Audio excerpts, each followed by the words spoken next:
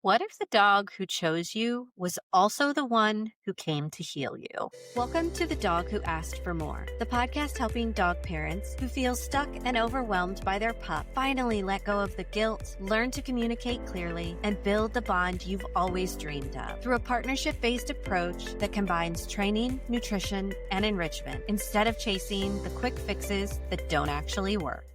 Hi, I'm Em, and in this episode, you'll learn why every rescue dog writes a different story and how each one changes us. How Toby taught me to trust myself again after trauma, grief, and guilt, and what long-term commitment really looks like when your dog has opinions, baggage, and a whole lot of heart. This week's Answering the Ask is a story about Toby. If you're new here, Answering the Ask is the moment in each episode where we slow down and look at what our dogs might be asking for through their behavior, body language, or just quiet needs. I adopted Toby 12 years ago on November 5th, 2013. After walking into a shelter to meet a different dog. I wasn't expecting to find him, and I wasn't prepared to walk away either. Toby had been used as a bait dog. He had a broken jaw, a broken hip. He was emaciated, terrified, and scheduled for euthanasia. When I sat down outside his kennel, he didn't move. He growled, he barked, he snapped, and went deeper into the back corner. I just stayed there at the kennel gate, quiet and still. And after about 45 minutes, he slowly made his way over to me and pressed his head into my hand. That was it. That was the moment. I asked if I could take him into the quiet room, and within minutes, he curled up in my lap and fell asleep. He never looked back, and neither did I. Toby didn't ask for more with his voice. He asked by surviving, by trying even after everything he went through, by walking toward me, trembling but brave, by curling up in my lap and releasing a sigh that said, "Please, let this be it." I didn't adopt Toby because I was ready. I adopted him because I knew deep down I was running out of time with Cajun. And when Cajun died less than a year later on July 14th, 2014, it shattered me. If it hadn't been for Toby, I don't know when I would have opened my heart to another dog again. It was still 3.5 years before I brought Fitz home. But Toby was already there, steady, spunky, and stubborn, all in the ways that I needed. He didn't need a perfect trainer. He needed someone who would choose him every single day. And I did. That moment in the quiet room where he finally let himself rest, it wasn't just a nap. It was his ask. Please don't hurt me. Please don't leave me. Please let this be a place I can stay. And for the last 12 years, I've done everything I can to answer that ask. I have had 6 dogs as an adult. 4 of them were rescues, and each one taught me something totally different. But Toby, he's been with me the longest, and the lessons have run the deepest. He came into my life at a time when I didn't fully trust myself. Fresh out of divorce, still recovering from brain surgery, learning to live with disability, carrying guilt I couldn't name, and trauma I had not processed yet.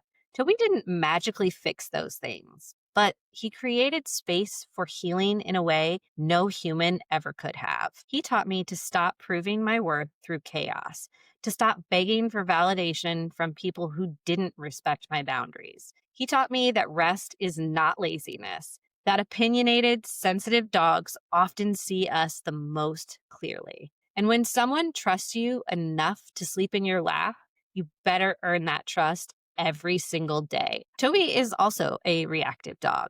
But unlike Fitz, whose reactivity is rooted in fear and overstimulation, Toby's reactivity has always been sharper, more guarded, more bite first, ask questions later. He's taught me so much about boundaries, about saying no, about recognizing when a dog doesn't want to interact and being okay with that. He doesn't need everyone to love him, and neither do I.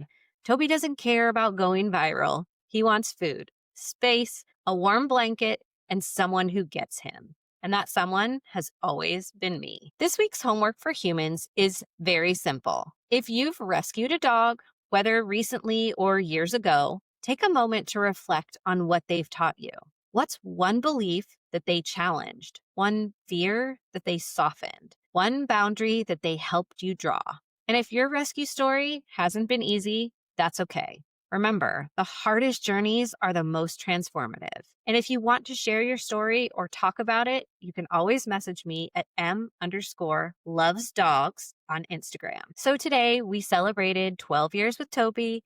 We talked about what rescue really means, not just saving a dog's life, but letting that dog change yours. We talked about trust, boundaries, reactivity, grief, healing, and the quiet power of showing up for each other day after day. Toby's story isn't perfect, but it's honest. And it's ours. If you're in the thick of it with your own dog, rescue or not, I want you to remember this. Time changes things. Safety changes things. Love changes things. And when you listen for the ask, you'll start seeing everything differently. So remember, be kind, spread joy, and keep in mind, the best dogs don't always come with easy, but they're always worth it. Happy Gotcha Day, Toby.